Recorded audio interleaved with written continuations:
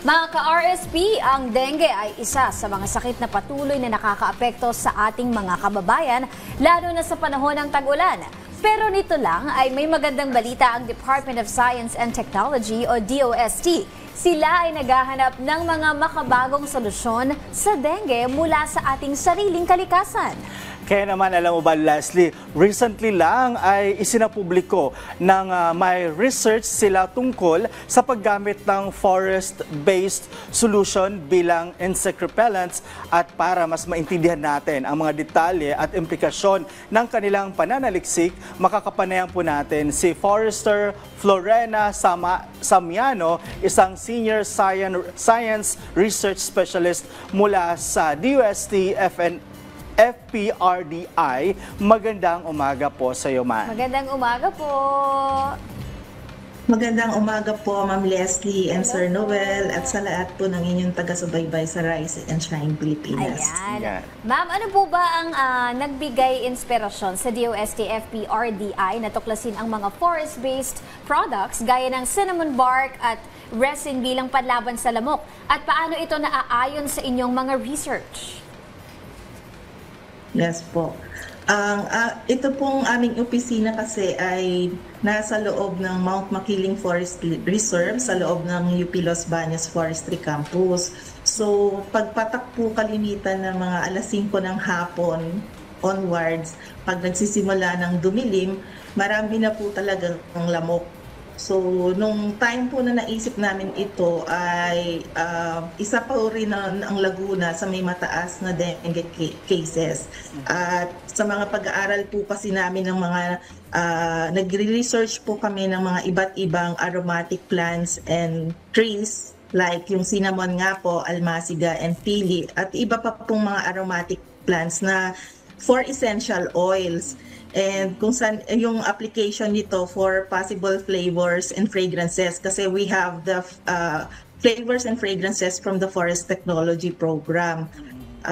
So naano po namin na itong mga essential oils po kasi na ito primarily ay magmumula sa mga secondary metabolites na meron itong mga aromatic plants at mga puno kasi ginagamit nila itong protection against other deteriorating organisms. So naturally, may inherent repelling properties po talaga yung mga resins, yung mga oils, and extracts from these aromatic plants.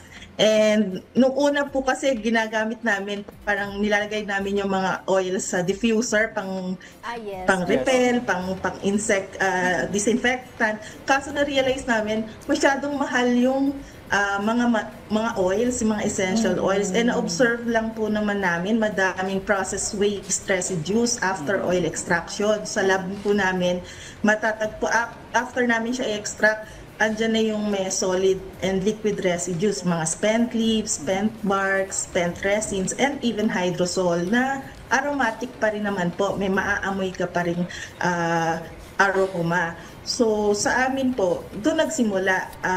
Sa lab scale, nakikita namin na ang dami ng waste residues. What more sa industry siguro na mga tone-toneladang essential oil yung pinoproduce nila, nasasayangan naman po kami na itapon lang siya. May mako-contribute din yun na masama sa ating environment. So, kinonvert po namin siya into incense at tinest namin kung kanyang repellency sa mga dengue mosquitoes and houseflies po. Ma'am Florina, parang ang dami-dami yung ginamit na mga ingredients, ano? Kaya walk us through the process. Paano nga ba nyo ito ginagawa or nabuo ang cone at stick essence galing sa inyong research? Yes po. Generally kasi po sa pagbuo po ng insenso, kalimitan ng mga basic materials kailangan may combustible base, yung merong aromatic substance, may liquid substance, may binding agent. And for the incense stick naman, syempre yung pinaka-stick na pagkakapitan nung binuo mong insenso.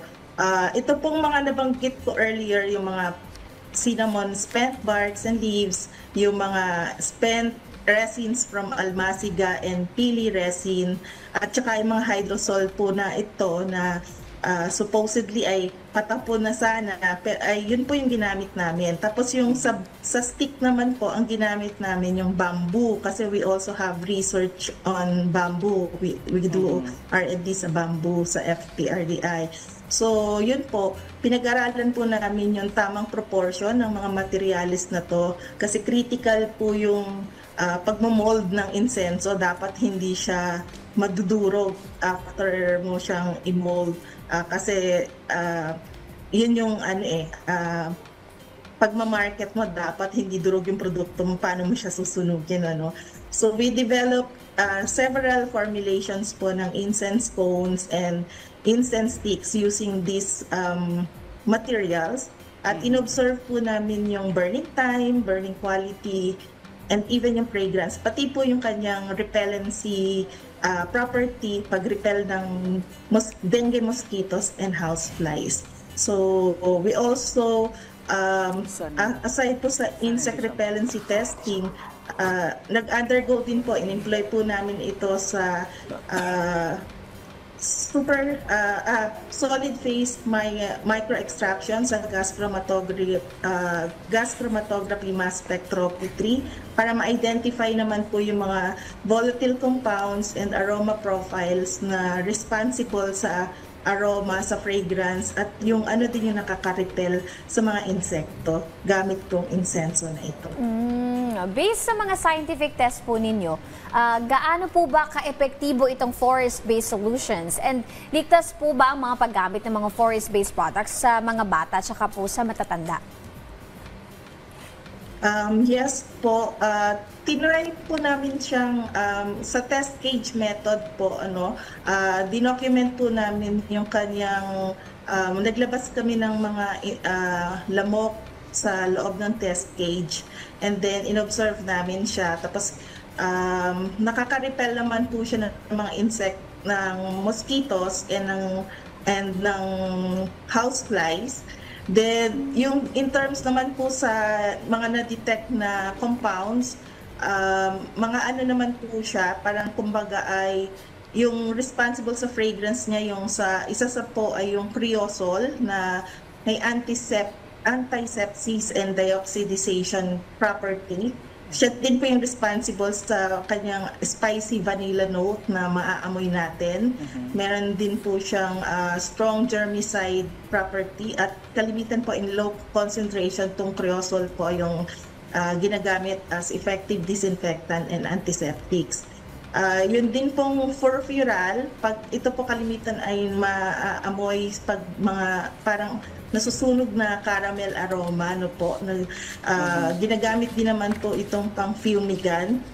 And yung naman pong sa mga with may resins, mayroon pong trace na naphthalene na alam po natin yung for insecticide. And yung kalimitan po, yung elemi naman po yung responsible dun sa fragrance na medyo citrusy, woody, and camphor odor, parang mga ganong amoy. Safe naman po siya kasi by testimonials po na like for example po, meron po kaming isang nagbisita sa amin na asthmatic po siya, at according to her, konti lang siya ma-expose sa usok, talagang ubong-ubo na siya. Pero nung maamoy niya po yung usok noon, nagtaka rin siya kasi hindi siya inuubo, hindi siya inaatake. So, tas nababanguhan siya. So, yun po, safe naman po ang mga aming nabuong insenso sa inhale. Hindi rin po siya ma-irritable sa ilong, hindi siya irritable sa mata. Yun po kasi yung mga ilang basic tinitingnan sa incense para safe na gamitin siya ng tao. Yes, ayun. Oy, marami pa sana po kaming mga tanong pero medyo limitado po ang ating oras. But thank you so much, Forester Florena Samiano. Hopefully po, mas malaki pa ang maitulong nito sa pagkontrol at pagbaba ng dengue cases sa bansa. Maraming salamat. Maraming salamat po.